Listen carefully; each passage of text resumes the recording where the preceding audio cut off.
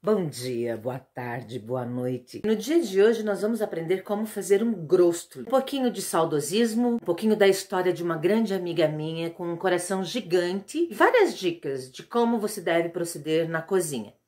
Eu espero que você me acompanhe, que você goste. Se você estiver gostando do canal, se inscreva. Vamos fazer algo novo. Eu estava revirando o meu baú da adolescência e encontrei aquilo que toda menina fazia antigamente, né? Ia na casa da vizinha e pegava a melhor receita e trazia para casa. E hoje nós vamos testar uma dessas receitas. Na verdade, o grostoli da Vera é o grostoli que eu gosto de fazer. É o único grostoli que eu normalmente acerto e é o que eu acho mais crocante, mais saboroso. Eu tenho inúmeras receitas de grostoli, porém, essa é a minha preferida. É aquela que eu passo para as amigas. Nessa receita eu tenho 4 ovos, 2 colheres de manteiga ou margarina, 1/4 de copo de azeite, meio copo de cachaça. Eu medi antes nessa xícara, tá? Mas medi e coloquei nos copos. Um copo de leite ou uma xícara de leite, certo? A receitinha aqui atrás. E 2 copos de açúcar. Lógico, também vai uma colher de Royal. Tá aqui o nosso Royal. E agora é a hora de pôr a mão na massa. Eu vou incorporar isso aqui até que fique o ponto do grostoli. Então, esse é o ponto da massa, ó. Eu vou fundando os dedos, ela fica uma massa não muito homogênea. Antigamente, o que acontecia? Nós normalmente espichávamos essa massa com uma garrafa ou com aquele rolo antigo, né? Hoje, eu tenho cilindro, mas se você não tiver cilindro, você pode abrir com o rolo, que vai ficar bem tranquilo também, não vai perder muito do teu grosso. O teu grosso ele vai manter a mesma textura, a mesma fofura, tá? Então, essa é a massa, o ponto da massa que normalmente eu trabalho, que eu faço, né? Pra fazer esse grostoli. O que vai acontecer? Agora ela vai ficar na geladeira por 2 horas, vai descansar e depois eu vou moldar o grosso. Na escola, tá? Agora eu voltei, são 11 horas da noite, certo? Tirei a massa da geladeira e agora nós vamos espichar ela. Lembrando que antigamente as mulheres não tinham internet nem televisão, né? O que a gente fazia? A gente ia na casa da vizinha, da avó, da madrinha, da tia, pegava as melhores receitas e a gente fazia anotação num caderninho. Às vezes vinha farinha, algumas promoções, e a gente também pegava livrinhos, folhetinhos e colocava ali. Eu lembro, inclusive, que o leite condensado tinha, muito antigamente, e a própria maionese, olha, a gente acabava recortando essas receitas e montava o nosso caderninho de receita. Esse aqui tá bem surrado, olha esse bolo de atum. Eu faço ele há muitos anos, é maravilhoso. Hoje tem várias versões dele na internet, né? Mas esse era um bolo que eu fazia, fiz muito. E o meu caderninho, ele tá bem surrado, ó. Né? Tá amarelado com o tempo. Aqui uma torta de maçã, que tem aqui frango crocante, olha. Então, assim, era dessa forma que a gente não tinha essa de... Ah, eu vou abrir o Google. Pede lá pro Google, né? Não. As minhas meninas têm o costume de ligar para mim, mãe, como que se faz? Eu digo, filha, né? Enfim, pede pro Google, eu mesma oriento. Mas era assim que a gente fazia as nossas receitas.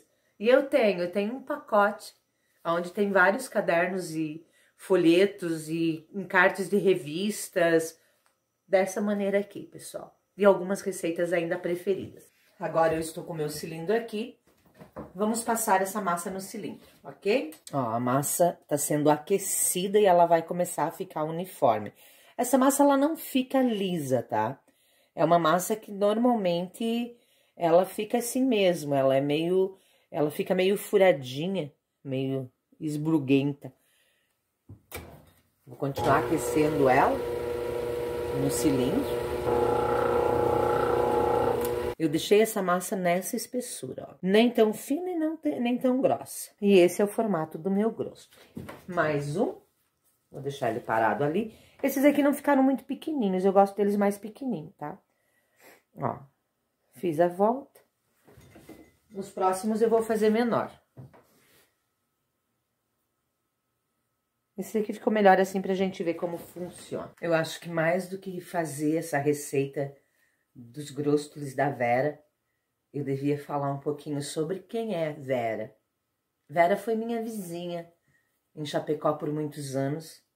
Morava na casa ao lado dos meus pais. Quando ela me conheceu, ela me achou uma pessoa extremamente orgulhosa. Ela falou, nossa, que menina orgulhosa. E acabou que por um período eu vim morar com os meus pais e a gente fez uma grande amizade. E ela foi meio que o meu socorro inúmeras vezes. Ela era uma pessoa extremamente bondosa e religiosa. São duas características dessa minha amiga. Certo dia, uma pessoa caiu na estrada, bêbada, na rua. E ela foi lá, recolheu essa pessoa, deu banho, deu comida e mandou para casa depois que ele se recuperou. Por muitos anos, a Vera, ela sempre teve problema de pulmão, tá? E ela sempre fumou. Isso não é uma coisa legal. Mas agora, pelo que eu soube, ela parou de fumar. Eu fico bem feliz com isso. A Vera cuidou muitos anos de casa-lar. Primeiro, ela cuidou de casa-lar de meninos. E ela era mãe desses meninos, ela dava colo, abraço, carinho, fazia comida, limpeza, organizava a vida desses meninos numa casa-lar que a prefeitura mantinha em Chapecó. Depois, ela foi cuidar da casa-lar das meninas. E ali, ela esteve convivendo com um monte de histórias tristes, né? Que ainda bem que a gente consegue organizar e o trabalho social do município consegue dar uma vida digna para essas pessoas. Que a gente vive no mundo da gente, a gente não sabe a realidade que está ali fora, né? Às vezes a gente se dá o trabalho de julgar e tal, mas a gente não sabe como está sendo a realidade lá de fora. E a Vera teve contato com isso tudo. Quando ela foi cuidar das meninas, ela se deparou com uma outra realidade. O que é feito com as crianças especiais? E eu lembro que num determinado dia eu fui na casa da Vera e ela tinha no mínimo 8 crianças não, mas assim, entre adolescentes e várias idades, meninas especiais. E ela adotou todas essas crianças. E ela cuidou de todas essas crianças e encaminhou todas essas crianças. E hoje ela é vó das filhas dessas meninas. As histórias que eu ouvia e que eu vi eram histórias nada bonitas. Mas eu sei que somente uma pessoa como a Vera, com o coração da Vera, podia estar cuidando e fazendo o que ela fez. Depois, o pai dela teve Alzheimer, ela cuidou do pai dela até o final, em todos os processos, em todas as etapas. Por último, ela estava cuidando de pessoas com Alzheimer, de idosos, pessoas que não tinham ninguém na vida por elas, ou que tinham famílias que não tinham condições de cuidar ou manter, né? Ela estava cuidando dessas pessoas. Então, esse Grostoli é a minha mais sincera homenagem. Eu sou chorona a uma grande amiga de sempre, a Vera. Teve um episódio também, quando eu fui ter a minha primeira filha, Jaúna, nós não tínhamos carros. E ali na vizinhança praticamente ninguém tinha carro. E aí a minha mãe foi atrás de algum vizinho que pudesse me levar para o hospital, porque não tinha telefone. Era uma época em que telefone custava o valor de um terreno e a gente era todo mundo muito simples naquele local. As casas eram do antigo BNH, então faça conta. Eu lembro que enquanto a minha mãe foi, ela trouxe um carro e o carro estragou, bem na esquina.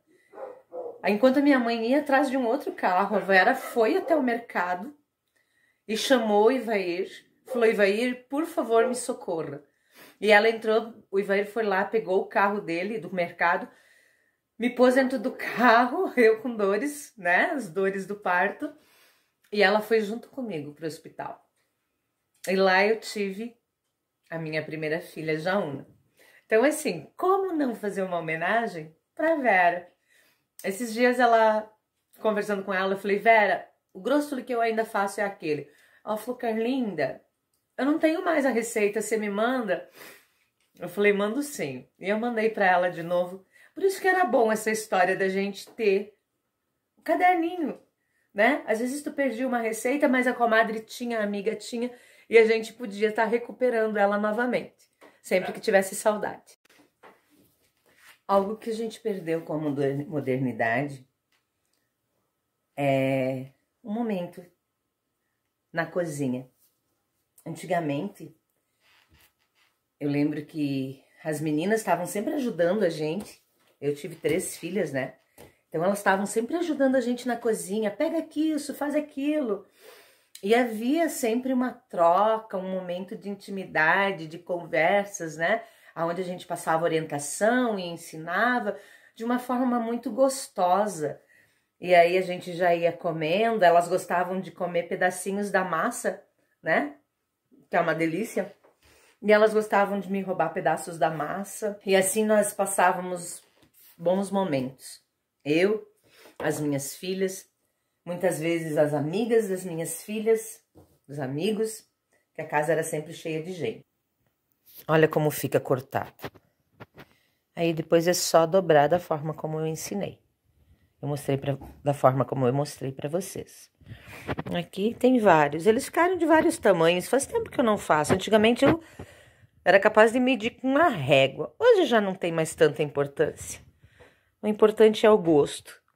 Que ele ainda tem o gosto da infância das pessoas que eu amo. Eu não sei se você ainda faz assim, mas quando eu era criança, a minha mãe me ensinou que para eu saber o ponto ou o momento certo de fazer a fritura, eu pego um palito de fósforo e coloco na gordura. Quando ele acender, no momento em que ele acender, é sinal de que a banha tá no ponto certo para eu colocar o grostoli ou o bolinho ou o que quer que eu vá fazer. Olha, pessoal, olha. Eu prefiro que ele fique mais moreninho. E ele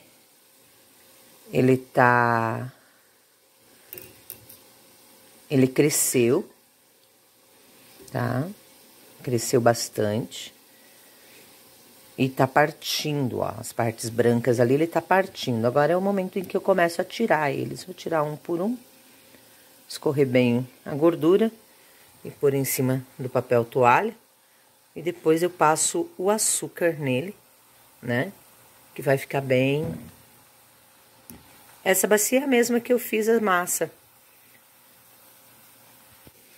Bom, aqui seguem algumas dicas para quando a gente está fazendo fritura e tem criança em casa. Porque criança é sempre um perigo, né? A gente fechou o olho, acontece o acidente. E eu sempre ouvi muita história de crianças se queimando no fogão.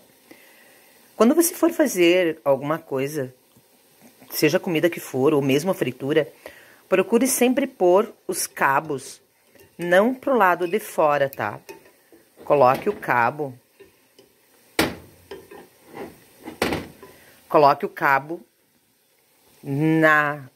dessa forma assim, que ele não fique aqui correndo o risco de a gente colocar alguma coisa e acabar caindo essa panela por cima da gente, porque pode enroscar um garfo, uma faca, uma colher, uma toalha, e pode estar ocorrendo um incidente. Uma outra coisa que eu sempre recomendo é que quando você for fazer fritura com criança em casa, não use como eu tô usando aqui, ó, a boca da frente, tá? Sempre utilize a boca de trás do fogão, porque aí o risco vai ser muito menor, tá? E a gente precisa proteger esses anjos. Dessa forma. Sem falar que assim, ó, olha a distância, o risco até para quem tá fazendo a comida, fritando, fazendo a fritura, é menos arriscado, né, pessoal? Então, procure sempre usar a boca de trás e com as alças da panela não virada para você ou para o lado de fora. Essa é uma boa dica para a gente não ter nenhum incidente na hora de fazer fritura. Uma outra dica que eu dou é: terminei a minha fritura. No momento em que eu terminar a fritura, ela em cima do fogão, daqui a pouco tem guri, joga a bola, cai em cima. Enfim, tem N coisas, situações que podem acontecer. O que que eu faço? Eu já pego com uma toalha um pano bem seco e coloco dentro do fogão, embaixo, na parte de baixo do fogão. Se você não tem, pode pôr dentro do forno também. Deixa esfriar longe do perigo, longe da criança, né? Para que a gente não tenha nenhum acidente que possa deixar cicatriz pro resto da vida. Essa dica, ela vai para as pessoas que não têm paciência de esperar um bolinho ficar pronto, né? Que sempre tem aquela pessoa na cozinha que tá esperando o momento em que tá saindo os primeiros bolinhos e vendo nada e assalta a bacia dos bolos. Se você pegar os primeiros bolinhos, os de cima aqui, ó, você pode arriscar de queimar a sua mão. Procure sempre pegar os bolinhos que estão mais abaixo aqui, ó, tá? Porque esse bolinho você vai pegar tranquilo e não vai queimar a tua mão. Agora, se você for pegar esse primeiro aqui, com certeza você vai acabar levando uma tostada no seu dedinho. Eu sempre falo que tem dois tipos de esperto. Tem o esperto, que a fome é tão grande, que acaba chegando, enfiando os pés pelas mãos e vai comendo e acaba comendo o bolo extremamente quente e dá dor de barriga realmente, tá? E queima a mão porque pega sempre o bolinho de cima, certo? E tem aquele esperto que realmente é esperto, que tem noção de que os de cima estão quentes, né? Vai acabar pegando lá os de baixo. Então, preste atenção, tá? Sempre que for pegar alguma coisa, na hora que a mãe tá fritando, fazendo a fritura, pegue os bolinhos de baixo. O seu bolinho tá aqui há muito tempo e acabou evaporando toda a água que tinha na parte de cima, né? Quando você for pôr ele na frigideira para fritar, coloque com essa parte que tá mais seca para baixo. Assim o teu bolinho não vai levar um choque e ele vai crescer de forma uniforme. Uma outra dica importante, principalmente se você mora no interior, como eu, aqui na roça, no meio do nada. Quando você for fazer uma receita, se certifique que aquela quantia que tu tem, que você tem todos os ingredientes, que a quantia que tem vai dar certo para a receita que você está se propondo fazer. Caso contrário, você vai ter que correr de emergência ou na vizinha, ou vai ter que parar a sua receita no meio do caminho e ir até o mercado. No meu caso, eu não precisei. Eu achei que eu ia precisar enfarinhar os grostos, mas não teve necessidade nenhuma.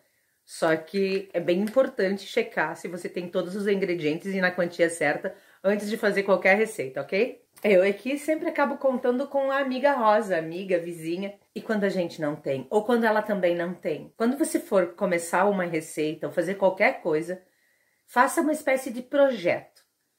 Verifique se tudo está ok. E só depois coloque a mão na massa. Ao mexer com frituras ou for cozinhar, evite crianças e idosos na cozinha.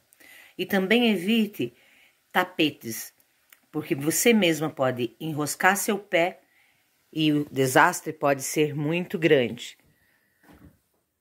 Fritura pronta, os bolinhos estão todos fritos, mas lembra que eu falei que assim que eu termino de fazer a fritura, eu pego essa panela, a panela da fritura, e eu guardo em um local seguro? Então, eu vou pôr ela embaixo no forno. Eu sempre tenho um espaço no forno do meu fogão e ela está guardada. Aqui ela vai esfriar. Lembrando que eu uso uma vez só a gordura, 2 vezes não é recomendado. Aqui a gente normalmente pega essa gordura para fazer sabão ou alguma comida para os animais. Para os cachorros, eventualmente, para os porcos, conforme a necessidade. Então ela é armazenada. Eu vou mostrar para vocês no próximo vídeo como a gente consegue fazer o armazenamento, como é que eu faço aqui em casa o armazenamento da gordura depois que ela é utilizada. Bem legal. Como que eu gosto de fazer o açúcar? Normalmente eu vou usar essa medida aqui, uma xícara dessas aqui de açúcar, que eu já coloquei aqui, e canela. 1 colher de chá de canela. Eu gosto das coisas bem fortinhas. E vou bater no liquidificador para misturar tudo isso e dar mais uma refinada nesse açúcar, tá, pessoal? Então vamos lá.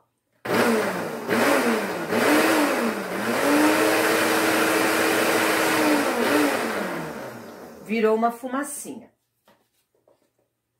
Ok? Ó, saindo fumacinha de cima, de dentro do liquidificador. Ficou bem misturadinho, tá? E agora nós vamos jogar isso aonde? No nosso bolinho, vamos ver? Como eu faço? Eu tenho aqui um tupperware com os meus bolinhos.